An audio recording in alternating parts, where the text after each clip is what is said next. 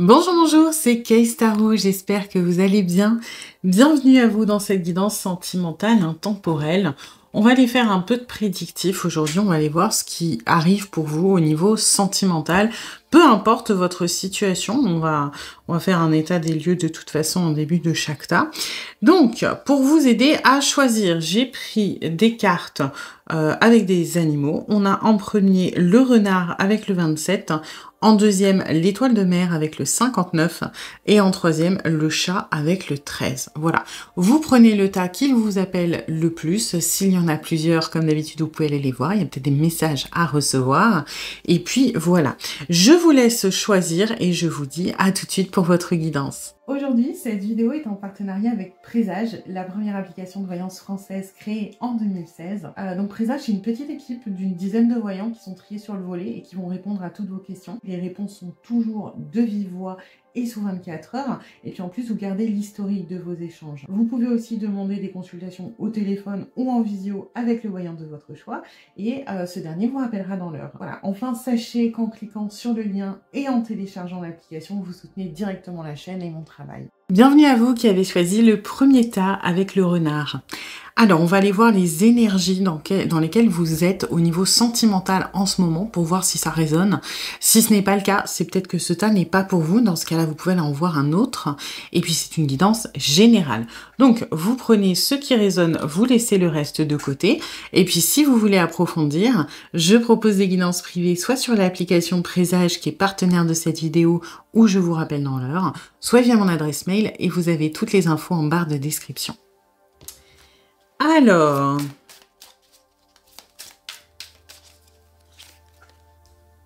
d'accord.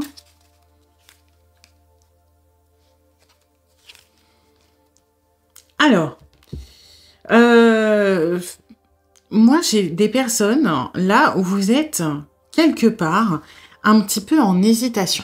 Alors, ça peut être en hésitation entre deux personnes ou ça peut être en hésitation dans le fait de vous engager dans une relation, d'accord? Pour moi, vous avez... Alors, j'ai l'impression que vous avez des gens, une ou plusieurs personnes qui vous tournent autour, mais vous n'êtes pas spécialement intéressé. Ou alors, vous voyez pas spécialement... je vais pas dire l'intérêt de donner suite, mais un petit peu. C'est-à-dire que je vous sens pas super motivée. En fait, vous avez l'ascendant, vous avez visiblement une personne ou encore une fois plusieurs qui tiennent à vous, qui peuvent vous faire des avances ou qui sont dans un jeu de séduction. Vous le sentez, mais vous êtes pas... ouais, vous n'êtes pas motivé, quoi. Hein. C'est-à-dire que vous ne recalez pas la personne, vous faites preuve d'assez... de gentillesse, voilà, vous n'êtes pas à l'encourager, mais vous n'êtes pas non plus à la freiner. Vous êtes un petit peu dans j'attends de voir, mais voilà, la personne propose, moi je dispose, mais je suis pas vraiment motivée. Est-ce qu'il n'y a pas quelque chose d'autre pour moi? Est-ce que vraiment c'est la seule opportunité qui s'offre à moi? Vous n'êtes pas vraiment convaincu de ce qui arrive.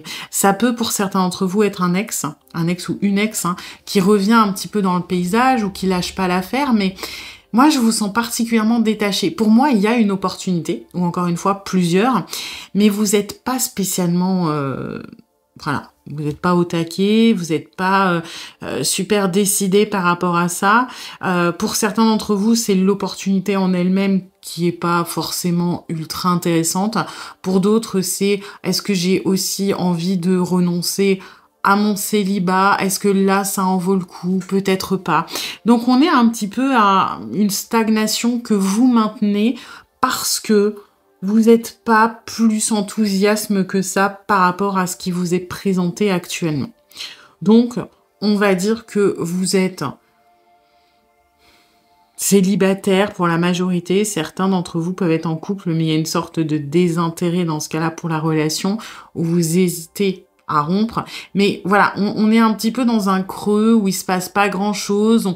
Oui, on a des choses, on a quelqu'un, encore une fois, une ou plusieurs personnes qui sont intéressées, mais c'est pas forcément réciproque, donc c'est pas très très enthousiasmant ce qui est en train de se passer au niveau sentimental pour vous. Ok, alors on va voir ce qui arrive pour vous dans les 3 prochains mois. Ok, comme ça fait un petit peu de marge. Alors...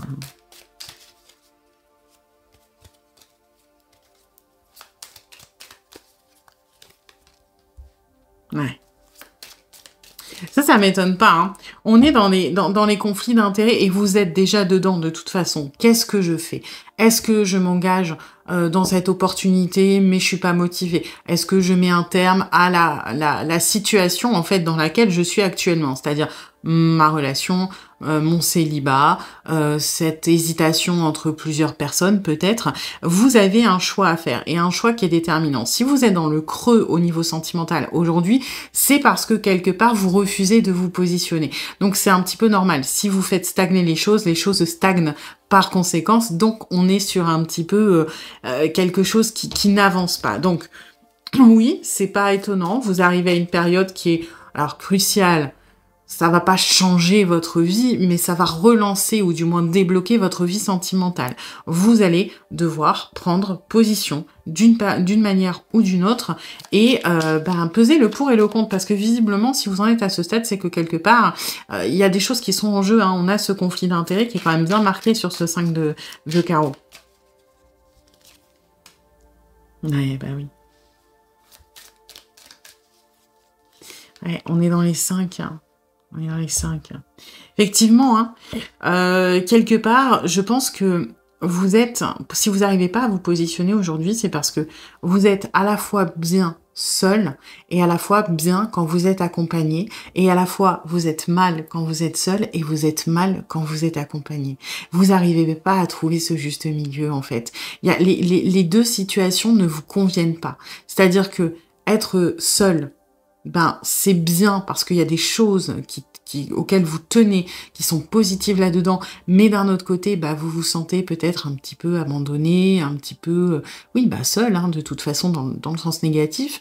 Et quand vous êtes avec là où les personnes, peu importe, hein, qui vous donnent de l'attention, ça vous fait du bien, mais d'un autre côté, c'est pas vraiment ce que vous voulez, et puis limite, au bout d'un moment, vous en avez marre, vous avez envie de retourner à votre solitude. Donc, c'est pour ça que c'est un petit peu crucial et qu'on a cette espèce de conflit d'intérêts, parce que vous ne savez pas quelque part ce que vous voulez. Et là, il va falloir, dans les 3 mois, que vous arriviez à vous reconnecter à vous-même, à vous recentrer pour pouvoir prendre la décision qui est la meilleure pour vous et qui n'est pas une décision rationnelle ou une décision de sécurité, mais qui est une décision du cœur. Au final, visiblement, vous vous en sortez bien. Hein. Il y a quand même une espèce de d'alliance, quelle qu'elle soit, qui ressort, une surprise qui est agréable, donc c'est plutôt positif. Par contre, sachez que si vous êtes dans une relation de couple et qu'aujourd'hui votre hésitation est de mettre un terme à cette relation de couple, alors on a cette séparation qui est envisagée, et la personne avec qui vous êtes en relation, alors je vais pas dire ne va pas se laisser faire, mais qui risque de mettre des choses en place pour empêcher cette séparation. Si vous êtes célibataire et que vous hésitez avec des opportunités, pareil, si vous décidez de mettre un terme pour revenir à vous, si votre décision finale c'est que vous êtes bien tout seul et que vous voulez, on va dire, arrêter cette séduction ou ce début qui est en train de se passer, alors sachez que cette personne, encore une fois, va batailler un petit peu pour faire en sorte que vous ne partiez pas. Voilà. Il faut le savoir. Ok. Visiblement, vous allez quand même... j'ai l'impression vous reconnecter à ce que vous voulez vraiment grâce à des proches.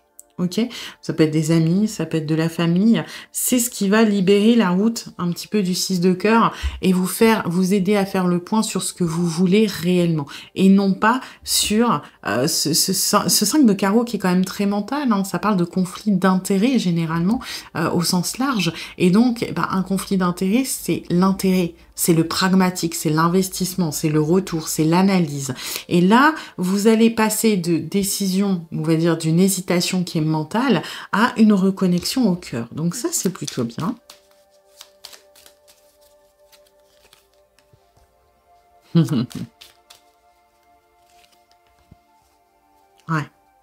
Bon, vous arrivez à la fin de cette... comment dire, on a quand même 2 5, 2 6. Les 6, c'est les routes, hein, et les 5, c'est un petit peu tout ce qui est conflit, frustration. Donc, on passe, vous voyez, de la frustration, du conflit, de je suis perdu, je suis embrouillé, je sais pas quoi faire, à on prend des routes. d'accord? On prend la route du cœur et ensuite on va sur la lumière au bout du tunnel, hein. Le 6 de carreau, c'est, vous voyez, il est marqué en bas. L'énergie principale, c'est cette lumière au bout du tunnel. Donc, ça va pas être une période très, très...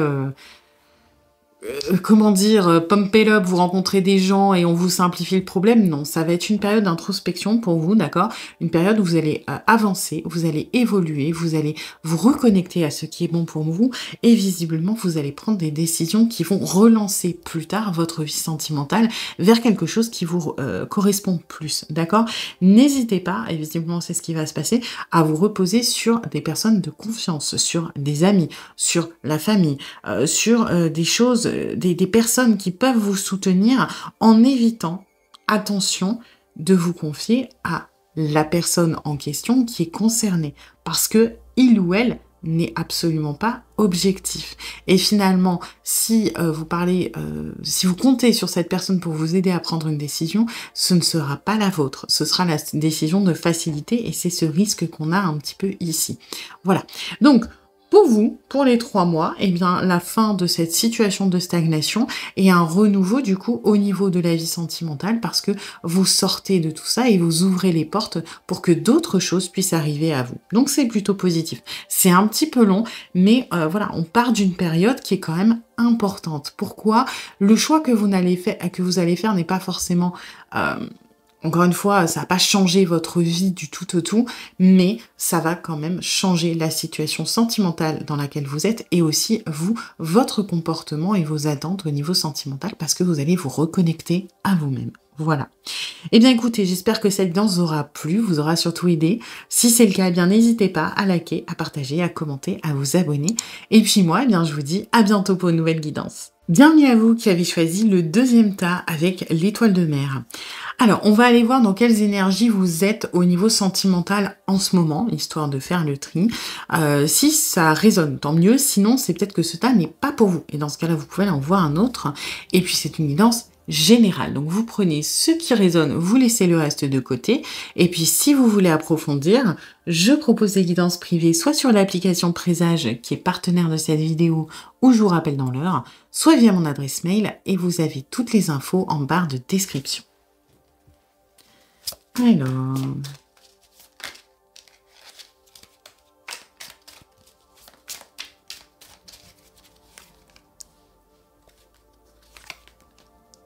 Eh B. Et B, 3 arcanes majeures. Ok. Alors, vous, vous êtes un petit peu... J'ai envie de dire que, alors, vous avez pour moi, vous êtes célibataire, d'accord? Et vous êtes dans une attente, quelque part, du grand amour. Vous êtes dans, je vais pas dire une idéalisation, mais un petit peu, vous vous projetez, voilà, vous voulez trouver une compagne ou un compagnon, fonder un foyer ou reconstruire un foyer, être dans quelque chose de... un peu comme monsieur et madame tout le monde, vous voyez, dans quelque chose de traditionnel, dans quelque chose de calme, de quelque chose de sain, où vous êtes bien. Vous n'êtes pas... alors, autant vous êtes dans une idéalisation, on va dire, un petit peu dans tout est beau, tout est parfait, et vous aspirez à quelque chose de beau, autant vous n'êtes pas dans le besoin de ça. D'accord?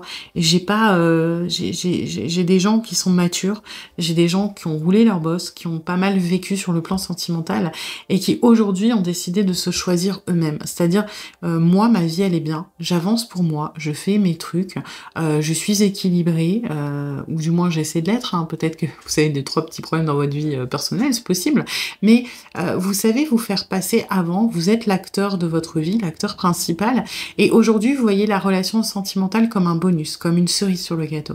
Et c'est pour ça qu'il y a une espèce de... Je vais pas dire...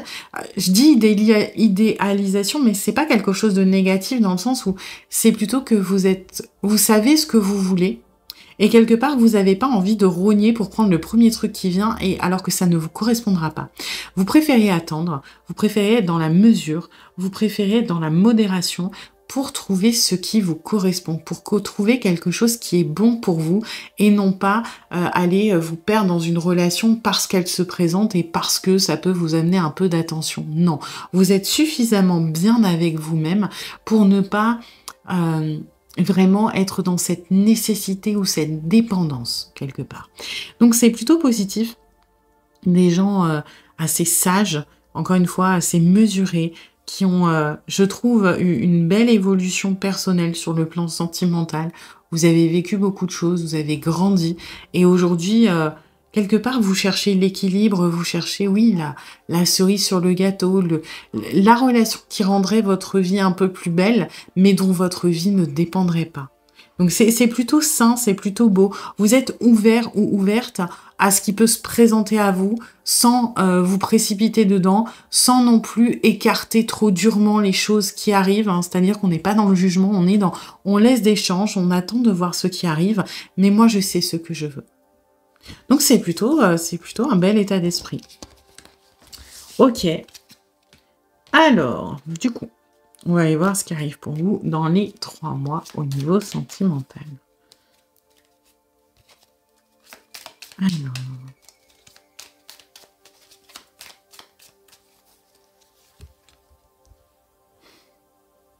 Eh bien, c'est bien ça. Le pari gagnant. Le 7 de carreau, c'est ce petit truc de... voilà, quand on veut gagner, à un moment, il faut prendre un risque. Il faut miser. Il faut y aller. Et vous avez une... Alors, ce qui est bien, c'est que de la manière dont je vous ressens, vous n'êtes pas du tout fermé aux opportunités, hein. C'est-à-dire que oui, vous savez ce que vous voulez, pour autant, vous n'êtes pas dur dans votre jugement. Vous n'êtes pas, par exemple, imaginons... je prends un exemple bidon. Vous êtes, voilà, vous par exemple, vos enfants sont grands, vous avez des enfants, ils sont grands, ils sont partis de la maison, et idéalement, vous souhaiteriez trouver un compagnon ou une compagne qui a aussi ses enfants qui sont grands pour pouvoir kiffer votre vie à deux, de couple, et pas retourner dans un foyer, etc., endosser le rôle du beau-parent. Donc, idéalement, vous souhaiteriez quelqu'un qui soit n'a pas d'enfants, soit où les enfants sont partis. Pour autant, si demain vous rencontrez quelqu'un qui a des enfants qui sont un peu plus en bas âge, vous avez cette intelligence de ne pas fermer la porte, de dire ok, c'est pas vraiment ce que moi je préférerais, pour autant, peut-être que cette personne me correspond et ça vaut le coup. Et c'est ça qui fait que, quelque part, ça fonctionne. Pourquoi? Parce que vous allez avoir une opportunité dans les 3 mois qui, a priori, n'est pas... ce que vous imaginez de mieux pour vous. Alors, on va pas dans les red flags, hein. Par exemple, si vous avez décidé que vous voulez pas d'une personne qui habite à 800 km parce que c'est compliqué, etc. Enfin, là, c'est pas un red flag, mais parce que réellement, c'est compliqué pour vous, vous souhaitez pas bouger, etc. Bon, et que vous rencontrez une personne sur une appli qui habite à 800 km, vous pouvez très bien fermer la porte, il n'y a pas de souci là-dessus. Il y a une différence entre le jugement hâtif et puis la raison, ou encore une fois, les red flags. Si vous voyez quelqu'un qui a des problèmes, je sais pas, de possessivité, de schéma toxique, de violence, vous n'allez pas dire allez, je vais voir ce que ça donne. Non, vous avez le droit de fermer la porte. Mais ce que je veux dire, c'est que vous allez faire une rencontre qui, sur le papier, n'est pas forcément votre souhait le plus, ou du moins votre attente la plus parfaite, mais qui pour autant n'est pas un red flag. Et d'apprendre à connaître cette personne va finalement porter ses fruits, va amener quelque chose de positif.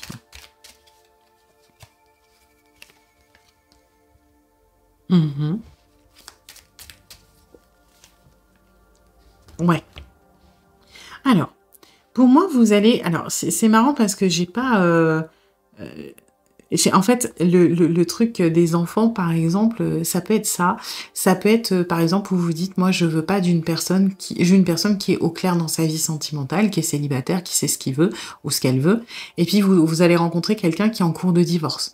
Donc, oui, il ou elle sait ce qu'il veut ou ce qu'elle veut, mais la situation, elle n'est pas encore finie. Vous voyez? Et là, vous allez vous dire, oui, mais bon, on est sur la fin, est-ce que ça vaut pas le coup d'essayer? Pour moi, le pari que vous allez faire, la rencontre que vous allez faire, c'est pas forcément... ça va être un élément qui va être un ralentisseur, quelque part, par rapport à l'idée que vous faites de ce que vous voulez dans une relation. Ça peut être des enfants qui sont encore à la maison, qui vont partir dans quelques années. Ça peut être un divorce qui est encore en cours. Ça peut être... là, j'ai pas d'autres exemples, mais vous voyez, quelque chose qui va ralentir. Ça peut être, par exemple, vous avez envie de trouver quelqu'un pour voyager. Ça peut être quelqu'un qui vient d'acheter sa maison et qui est en train de la retaper, vous voyez, et qui a du temps à mettre dans la maison. Ça peut être quelqu'un qui est en reconversion professionnelle et qui est pas très dispo tout de suite maintenant parce que des choses à gérer. Pour autant, vous voyez, c'est un contretemps, c'est pas idéalement ce que vous souhaiteriez parce que vous voulez que ça marche tout de suite, ce qui est normal, mais en fait, vous allez vous dire que ça vaut peut-être le coup. Et vous n'allez pas le vivre comme une frustration. Vous allez le vivre comme, finalement, moi, ça me laisse du temps pour moi, c'est un bon équilibre. Et puis, vous allez réussir à rentrer dans la patience. Alors, par contre, sachez-le, cette patience va être un petit peu essoufflée au bout d'un moment. Hein. On a ce 9 de carreau qui fait que, ouais, ça va être bien. Je veux dire, au début, ça va pas vous déranger. Vous allez vous dire, ça vaut le coup. Puis au bout d'un moment, vous allez vous dire, ça commence un petit peu à me prendre la tête. Est-ce que on ne pourrait pas trouver une autre manière de faire les choses? C'est-à-dire que peut-être que vous allez décider de vous dire, voilà, j'ai envie de tenter avec cette personne qui est en cours de divorce. Maintenant, je préfère attendre que les choses soient complètement finies. On peut commencer à se fréquenter, mais je ne veux rien entamer de sentimental tant que la personne n'est pas officiellement divorcée. Et puis le divorce va durer un petit peu, puis évidemment, vous allez dire, bon, c'est bon, la personne, je vois qu'elle est sérieuse, elle est dans les démarches, c'est pas de sa faute. Bon, je vais quand même commencer, peut-être, à le fréquenter et en attendant que les choses se passent. Vous voyez, il y a une espèce d'entre-deux qui est trouvé et qui est plutôt positif. Voilà. Et du coup, on a une situation qui s'apaise.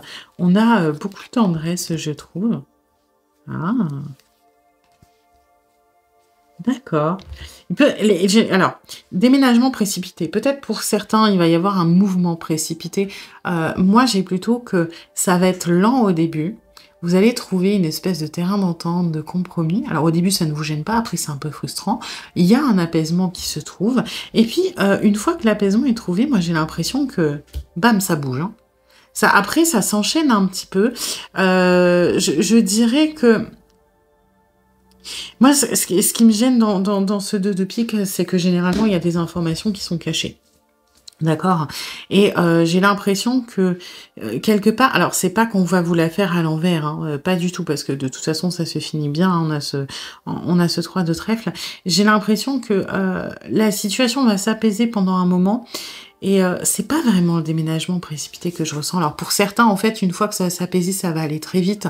Et on a le happy end qui se termine ici.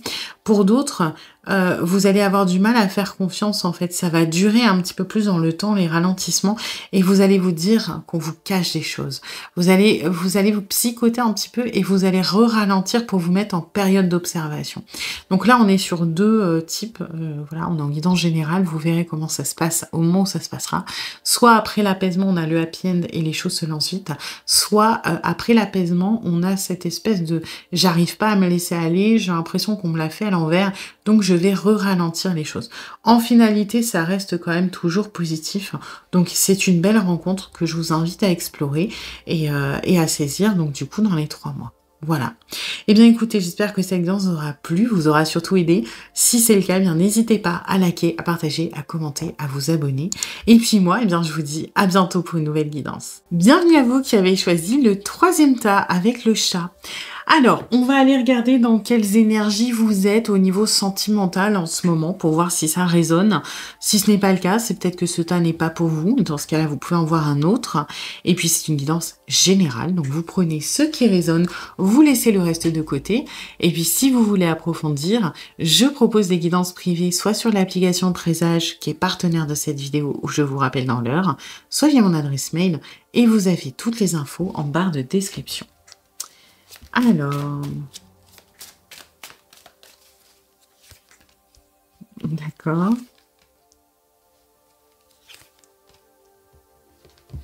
Bon, alors, c'est un petit peu particulier, je trouve, parce que pour moi, vous êtes intéressé par quelqu'un. Mais alors, ça fonctionne pas des masses, hein, ça fonctionne pas des masses. J'ai l'impression que pour moi, vous fréquentez déjà quelqu'un. Alors, fréquenter, pas forcément en couple pour le coup, parce que vous êtes un petit peu perdu. Il y a du chaud-froid, il y a du ça avance, ça recule. Vous avez l'espoir que ça fonctionne bien, mais d'un autre côté, vous avez terriblement peur de l'échec, peur de la fin. Vous voyez pas comment les choses peuvent, entre guillemets, bien finir. J'ai une espèce quand même de déséquilibre assez... Pour moi, vous êtes en train de vous adapter à une situation, ou à une personne, ou les deux. Et je vais pas dire qu'il ne vous convient pas, parce que...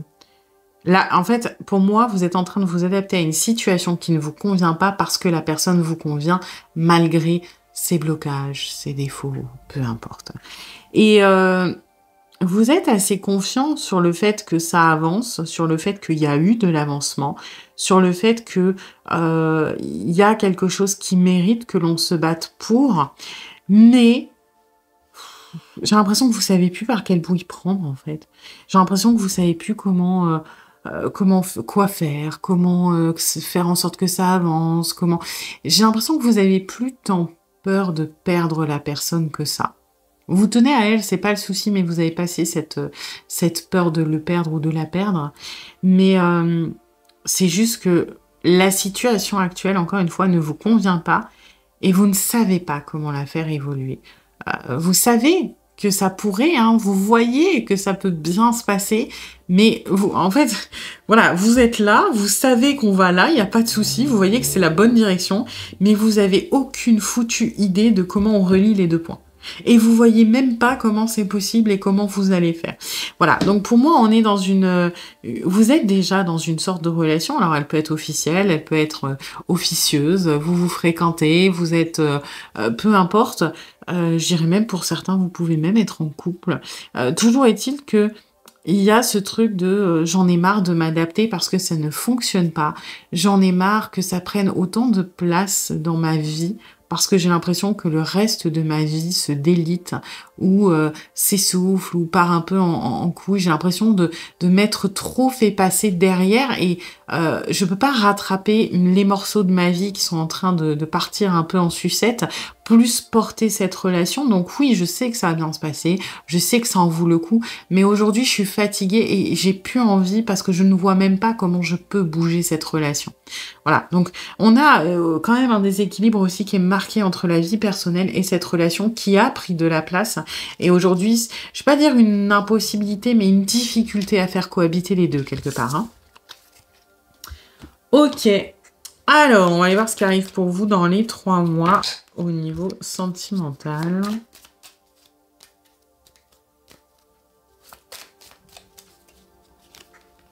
Surmenage, bah tiens. On n'est pas en plein dedans, hein? On n'est pas en plein dedans. Ah ouais, le set de trèfle, c'est vraiment ce besoin de prendre un break, ce besoin de prendre des vacances. Il y a un peu c'est pas tout à fait les énergies du burn-out, mais pas loin quoi. On est vraiment là. Et de toute façon, vous allez le faire. Vous allez le faire. Vous allez mettre de la distance, si ce n'est pas déjà le cas. Et c'est pas forcément négatif. La distance ne veut pas dire fin de la relation ou je tourne la page. Là, on parle d'un break. D'accord? On parle pas d'une fin. Le set, vraiment, le set de trèfle, c'est le break. C'est pas...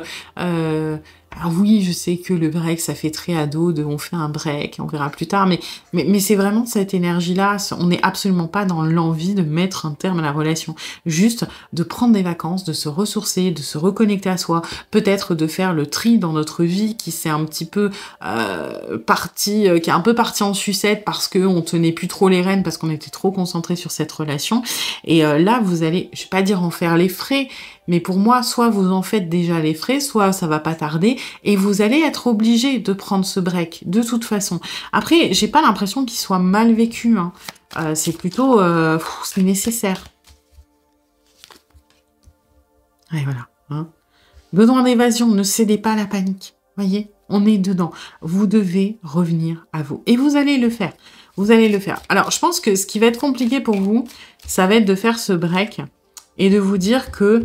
quelque part, est-ce que si moi, je désinvestis la relation, si moi, je me reconcentre sur moi, si moi, je baisse la garde et je me repose sur l'autre, chose que je ne fais jamais, est-ce que la relation va tenir le coup? Est-ce que l'autre aura les épaules de supporter quand moi, je lâche les rênes? Parce que jusqu'à maintenant, c'est moi qui porte tout, c'est moi qui m'adapte, c'est moi qui fais des sacrifices, c'est moi qui prends sur moi, c'est moi qui investis la relation, c'est moi qui fais l'effort de comprendre et qui suis patient ou patiente. Si demain, j'arrête de faire ça, si demain, j'envoie toucher, je dis moi, j'en ai marre, j'ai besoin de me reposer, j'ai besoin de m'occuper de ma vie, j'ai plus envie de faire d'efforts, est-ce que l'autre sera capable de le faire? Est-ce que l'autre sera capable de prendre le relais? Et c'est là votre peur, c'est là votre panique. C'est que vous avez peur que si vous lâchez tout, tout s'écroule. Mais non, non. Alors, bien sûr que la personne ne prendra pas autant de poids sur les épaules, visiblement, que ce que vous avez pris jusqu'à maintenant, ce qui est normal, d'accord? Mais vous allez vous rendre compte finalement que en laissant la place à cette personne peut la prendre. Quelque part, si vous faites toujours les efforts, si vous gérez toujours tout, vous empêchez cette personne de prendre des initiatives, d'avoir ce rôle sur lequel vous pouvez vous reposer, de même réfléchir à la situation et d'essayer de trouver des solutions. Donc, vous allez visiblement réussir à lâcher prise, à revenir à vous parce que de toute façon, vous n'aurez pas le choix. Et puis finalement, vous allez vous rendre compte que l'autre, alors peut-être qu'il fait pas les choses aussi bien que vous, hein, mais il les fait quand même. Vous voyez, c'est un petit peu, si demain vous laissez jamais votre ado apprendre à faire la vaisselle, il la fera pas. Alors peut-être qu'au début il la fera mal, peut-être qu'au début il va vider la moitié de la bouteille de liquide vaisselle dans l'évier, peut-être qu'il va laisser couler l'eau pendant 10 ans et peut-être qu'il va laisser de la nourriture sur les assiettes, mais en attendant, s'il apprend pas à le faire, il le fera jamais.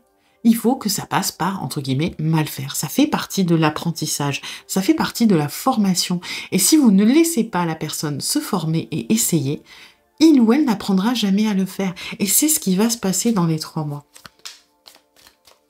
Alors ensuite... Ok, ça c'est plutôt bien.